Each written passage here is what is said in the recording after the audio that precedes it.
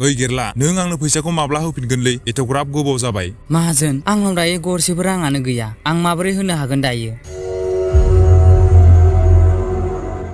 आं बेफोरखौ मिथिया आंनो दानो रांखौ नांगौ नों बायदि गोरिब निखावरि मानसिनो मानो दि रां दार होफ्लांखो आं दानि आंनो रांखौ नांगौ नङाब्ला नों नोंनि न'खौ आंनो हगारना होदो माहाजोन आं न'खौ नोंथांनो हगारना होब्ला आं बबेयाव थागोन बेफोरखौ आं जेबो मिथिया नोंनावथ' रां गैया दिनैनिफ्राय बे हाया आंनि जाबाय नों बेयाव दसेबो थानो मोनला माहाजोन आं बबाव थांगोन मा जागोन आंजों बेफोरखौ आं जेबो मिथिया हाखौ नांफिनगौब्ला फैसा होनांगोन जागोन दे माहाजोन आं नोंथांनो फैसा होगोन अब्लासिम नोंथाङा हाखौ लाथ' नाथाय नोंथाङा बे न'खौ सिफायनो नाङा आंनो मास मोनसेनि समाय हो जुदि आं मास मोनसेनियाव नोंथांनि फैसाखौ होनो हाया अब्ला बे हाया नोंथांनि जागोन नों हागोन जानो आंनो रां होनो दे जागोन दे नोंनि बाथ्राखौनो लाखिबाय आं नाथाय गेरला गोसोआव ला बे जोबथा खाबु नों फैसा होनो हायाब्ला हाया आंनि जागोन आसलते बोसोरनै सिगां गेरलाया बे माहाजोननिफ्राय गावनि बिमा बेराम जानायाव 20,000 रां दाहार लादोंमोन नाथाय खाफाल गाज्रि एथ'ग्राब फैसा गारसि गारनायावबो बिमानि बेरामा हामाखिसै आरो गेरला बिमाया थैनानै थांनायसै गेरलाया माहाजोन नङा हा बिगाब्रैसो दंमोन बेखौबो गोदो बिफा बेराम जानायाव फाननो गोनां जादोंमोन बिफानि बेलायावबो बिदिनो जादोंमोन हा फानजोब्बाय नाथाय बिफाया थाङाखिसै दायो खालि न' बिथाल' दं बेखौबो दिनै माहाजोना रां दाहार लानायखौ होनो हायैनि हाखौ सेनानै लाबाय गेरलाया जोबोर दुखु जाबाय बिमा बिफा गैयैजों आरो बेबादि जाबाय बियो दुखु जानानै हाग्रा फारसे थाबायलांबाय थानायसै मेंनाय मोननानै बियो बिफां फांसे जिराव जिरायना लानायसै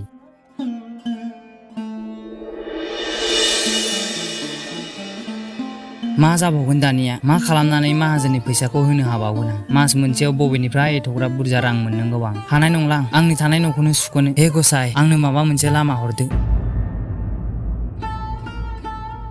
बिनि उनाव गेरलाया बेयावनो दो दो उन्दुना थानायसै बेलासे जाबाय गेरलाया सिखारनानै आगानसेल' होदोंमोन अब्लानो हरखाब बियो हाखराव गाब्रबाय आरो गोथौआव गलांबाय बियो हमदांनो हायाखिसैदि गावजों मा जाखो आरो हाखरा बबेनिफ्राय फैखो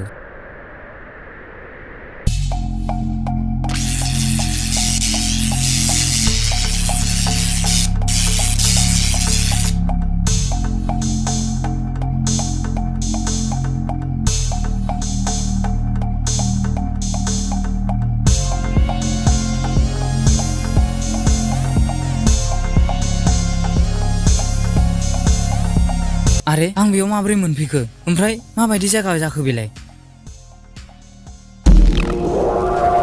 हाबाब मा माया जाखो सानबो ओंखारदों लोगोसे अखाफोरबो नाथाय आं बेयाव मोनफैखो माबोरै गेरलाया सोरखौबा बाथ्रा रायज्लायबाय थानाय खोनाबाय बियो नुहुरबाय सानै मोदाया रायज्लाय थाबाय फैगासिनो बियो गिबाय आरो थाबनो खाथिनि बिफांनि उनथिं थाखोमाहैबाय बियो जोबोर गिबाय सानबाय मा जारलायाव गोग्लैखो मा जायगायाव सफैखो मोदायफ्रा बिखौ बारलांनायनि उनाव बियो लामायाव सना गोग्लैना थानाय नुबाय बियो सनाखौ खननो थांबाय बियो सनाखौ खननानै लाबाय आरो एसे गोजानाव थुख्रासे सना नुहुरबावबाय बियो थांनानै बेखौबो खननानै लाबाय आरोबाव बियो गोबां सना लामायाव गोग्लैना थानाय नुबाय सनायानो लामाफोराव अन्थाइ गोग्लैना थानाय बादिसो गोग्लैनानै दंमोन सोर एथ'ग्राब सना गारनानै दोनखोलै बेवहाय बेफोरखौ लानानै आं जोबोर माहाजोन जागोन माथो आंनि न'खौबो मोनफिनगोन खननानै लाजोबनांगोन ओइ मानसि नों बेयाव मा खालामदों हा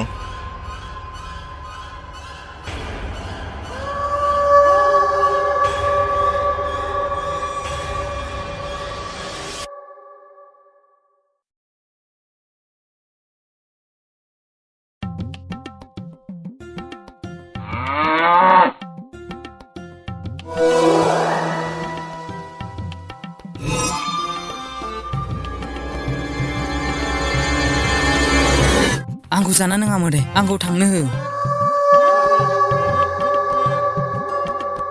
गिनो नाङा मानसि जों नोंखौ जेबो खालामा गियाबा माथो नोंसोर मोदायफ्रानो मानसिफोरखौ गोथांनो जायो आंखौ न'आव थांनो हो आं न'आव थांनो लुबैबाय थांनो मोनगोन मानसि नों जिंगासिनो नाङा जोंनि बाबाया फैग्रोदों बिसोर खिन्थानो हागोन नोंनि मुलुगाव माबोरै थांफिननो हागोन मा आंनि मुलुग आं बिदिब्ला गावनि मुलुगाव गैया होमब्ला बेनिखायनो दहाय आं गासैखौबो गुबुन नुजोबदोंमोन दा आं बेनिफ्राय माबोरै थांनो हाबावगोन थांनो हागोन मानसि मोनसे राहा दं मा राहा दं गोख्रै खिन्था आं दानो थांनोसै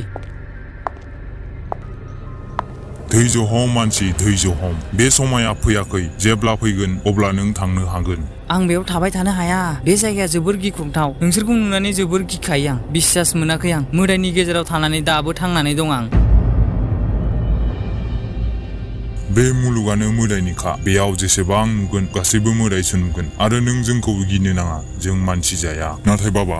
बे मानसिया जोंनि मुलुगाव माबोरै मोनफैखो जोंनि मुलुगजों मानसिनि मुलुगजों थांलाय फैलाय खालामनोनो हाया अब्ला बे मानसिया बोरै बेयाव मोनफैखो बाबा थांनो हायो नाथाय खनले नङा दे मानसि बुंलाय नों बेयाव बोरै मोनफैखो माबाफोर गोसोआव दंना गैया औ गोसोआव दं गासैबो जेब्ला आं बेलासि उन्दुना सिखारदोंमोन आरो आगानसेल' होदोंमोन अब्लानो हाखराव गोग्लैलांबाय आरो बेयाव माबोरै मोनफैखो मिथिया अब्ला नों सेल' दरजानिफ्राय फैदों सेल' दरजा बे मा दरजा जाखो बाबा बे दरजाया 50 बोसोराव खेबनोल' गेवो आरो खालि 1 मिनिटनि थाखायल' अब्लाथ' आरो मोनसे दरजा खेवगोन अब्ला बे मानसिया बै दरजाजों थांफिननो हागोन औ नों थार बाथ्राखौनो बुंदों गुबुन मोनसे दरजाया थिग मोनसे दरजा गेवनायनि 9 साननि उनाव गेवगोन आरो बे दरजाया जेराव गेवदोंमोन बिनि सोनाबथिं 9 आगानथिं गेवगोन बिनिखायनो बे मानसिया जाय जायगायाव नुजादोंमोन बे जायगायावनो थांनानै सोनाबथिं 9 आगान फारसे दरजा गेवगोन बे मानसिया गोसोआव दंना गैयाथाय बियो बबेयाव नुजादोंमोन दं गोसोआव दं थिग दं बिदिब्ला जों 9 साननि उनाव बै जायगायाव थांगोन आरो साबधान जाहाथे गुबुन रावबो बे बाथ्राखौ मिथिया जेन नङाब्ला बे मानसिनि दारै जोंनि मुलुगनिफ्राय जों बायदि थांनानै खैफोद खालामनो हागौ बिनिखायनो साबधान बिसोरनि बिदि रायज्लायनायखौ सासे दुथां मोदाया खोनासंबाय थादोंमोन बे मोदाया खारै थांनानै गावनि सरदारनो खिन्थाहैनायसै दि बे मुलुगाव सासे मानसि फैदों बिनि दारै जों गासैबो मानसिनि मुलुगाव थांनो हागोन मा जाम्बा बाथ्रा बुंदों नोंलाय जों माबोरैथो मालायनि मुलुगाव थांनो हागोन गोरा बाबायानो बुंदों बेबादि बाबाया बै मानसिनोनो गासै खिन्थाजोब्बाय बबेहाय आरो सेल' दरजाया गेवबावगोन माबोरै थांनो हागोन एसे सानलाय गोरा जों मानसिनि मुलुगाव थांनो हाब्ला मानसिफोरखौ आथिं सिङाव गादबना दोनगोन आरो नोंथाङा राजा जानो हागोन नोंथांखौ रावबो बादा होग्रा थानाय नङा दा जेरै नोंथांखौ बाबा आरो बै बाबानि सेलाया नोंथांखौ बादा होयो नोंथाङा जा गोसो जादों बेखौनो मावनो हागोन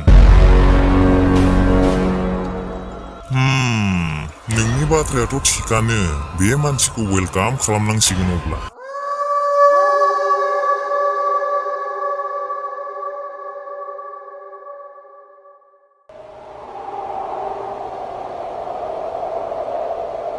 नों जिंगासिनो नाङा मानसि आरो 9 सानल' बिनि उनाव नों नोंनि मुलुगाव थांनो हासिगोन औ थांनोथ' मोनगोन आंनि मुंखौ गेरला बुङो नोंथांनि मुङा मा आंनि मुङा आइगं जोबोर मोजां मुं लोगोसे आसरितबो नोंसोर मानसिनि मुलुगा माबायदि गासैबो नों बायदिनो नामा जों मानसिनि बाथ्राखौ मा बुंनो जों मानसिनि लुबैनाया जोबा माब्लाबाबो मोनसे मोनबा मोननै लुबैगोन मोननै मोनब्ला मोनथाम बेबायदिनो लुबैबाय थायो नोंसोरनि बेयाव धोन दौलतनि जेबो जेंना गैया नोंसोरनि बे मुलुगाव धोनि गोरिब गैया गासैबो समान नाथाय जोंनि मुलुगाव धोनिफ्राल' गोजोनै थानो मोनो गोरिबफ्रा दाउसा मावरिया बायदि गोदाव सोराव जानांगौ नोंनि बुंनायखौ जेबो बुजियासै आं नाथाय खोनानानै जोबोर मोजां नांबाय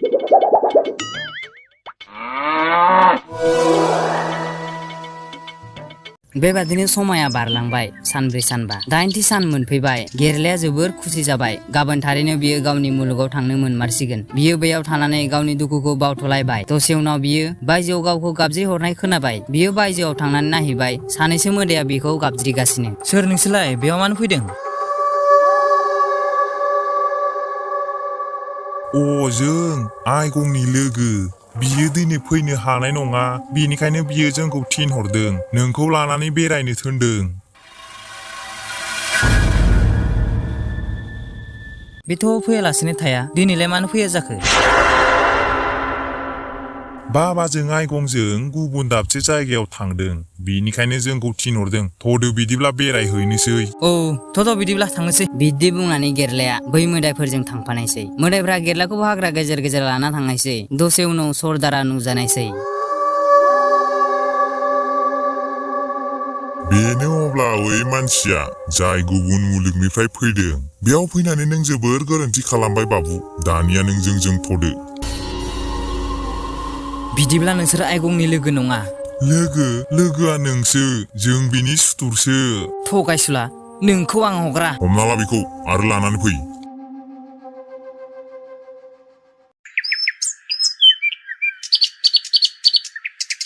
गेरला ओइ गेरला ओंखारबो फै दसे बेरायना फैनोसै अय मा जाखो मानसिया ओंखारबोआसै ना दोदो उन्दुलांनासो दं ना मा जाखो आइगंआ सिङाव हाबलाङो नाथाय गेरलाखौ नुवा बियो बिथिं बिथिं नागिरबायबाय नाथाय बियो थेवबो नुवाखिसै गेरलाखौ बियो सिं सिं सानबाय बबाव थांखो हारसिंनोलाय बेबादिथ' खालामा बियो बायजोआव फैफिनबाय अब्ला बियो नुबाय माखासे मोदायनि आगान लोगोसे गेरलानिबो आगान बियो मिथिखाबायदि बाथ्राया मा जादों बियो गोख्रै थांबाय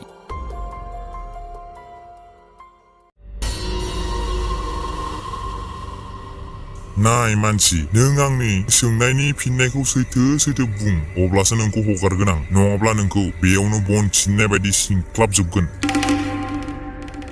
दे सों जोबोर मोजां दानिया बुं सेल' दरजायाव बबेयाव गेवबावगोन बुङा माथो आं जोंनि मुलुगाव थांना नोंसोर उदखारि खालामहैनो वाह डायलगा हले जोबोर गिदिर माथो खोन्थानोबा खोन्था नङाब्ला होनोसै आं नोंखौ नै र' खिन्थानोसै आंखौ जेबो खालामनो नाङा गिबियाव आंखौ खेवग्रो अब्लासो खिन्थागोन आं नङाब्ला खिन्थाया ओइ बिखौ खेवना होलाय ओइ मानसि सालाखि नङा नङाब्ला नै बिखौ नायखा दे बुंनोसै आं बिदिब्ला मोजांनो खोनासं सरदार नों बे मानसिखौ मानो हमना लाबोदों हा नै फैलायबाय बाबानि सेलाया ओइ नोंसोर मा नायबाय थाखो लागायना हो बिखौ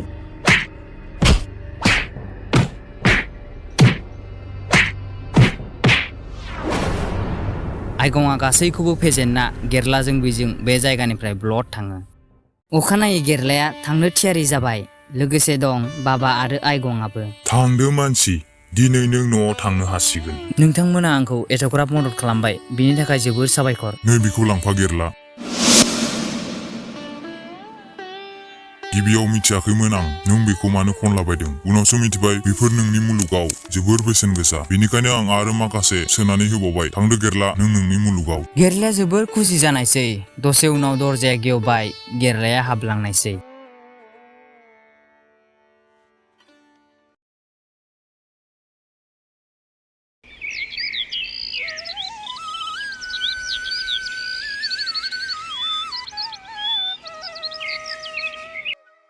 गेरलाया गिबियाव सनाफोरखौ फाननानै गावनि हाखौ सुख'नानै लानायसै आरो आलो मोनसे मोजां संसार जानायसै